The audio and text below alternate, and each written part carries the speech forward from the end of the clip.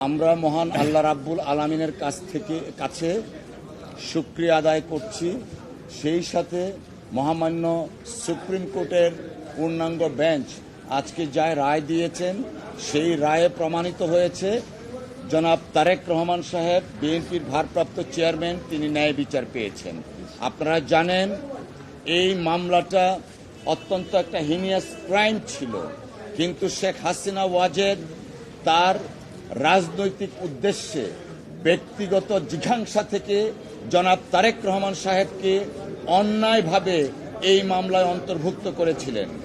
আজকে সর্বোচ্চ আদালতের মাধ্যমে প্রমাণিত হয়েছে জনাব তারেক রহমান সাহেব নির্দোষ এবং তিনি খালাস পেয়েছেন। পাশাপাশি এইটাও এস্টাবলিশড হয়েছে শেখ হাসিনা ওয়াজেদ প্রকৃত অর্থে আইবি রহমান সহ যারা আনফরচুনেটলি মৃত্যুবরণ করেছেন তাদের বিচার শেখ হাসিনা চায়নি। যদি শেখ হাসিনা প্রকৃত অপরাধীদের বিচার চাইতেন, আইবি রহমানের বিচার চাইতেন, তাহলে হয়তো রাজনৈতিক জিঘাংসার বশবর্তী হয়ে জনাব তারেক রহমান সাহেবকে এই মামলায় অন্তর্ভুক্ত করতেন না।